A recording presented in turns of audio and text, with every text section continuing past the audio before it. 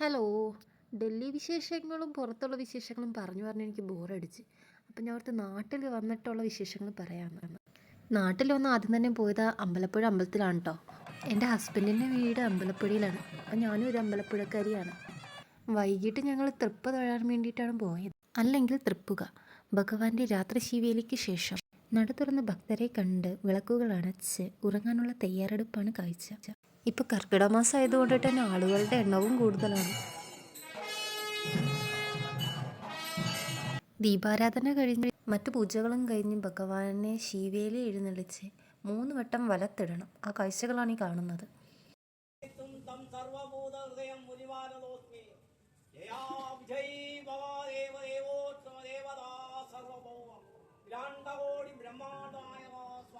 ഈ കാഴ്ചകളെല്ലാം കണ്ട് ഭഗവാന്റെ ഒപ്പം നാരായണീയവും ചൊല്ലി വലത്തിടുമ്പോൾ നമുക്കൊരു പ്രത്യേകതരം പോസിറ്റീവ് ഫീലാണ് കേട്ടോ തോന്നുന്നത്. ഞാനിവിടെ തൊട്ടടുത്തുണ്ടായിട്ട് ഇപ്പോഴാണ് വരാൻ സമയം കിട്ടിയത്. ചിലപ്പോൾ അതിൻ്റേതായ സമയം ഇപ്പോഴായിരിക്കും ആയത്. നടയടച്ച് 3 വാതിലിലും വാസുദേവ എന്നുള്ളൊരു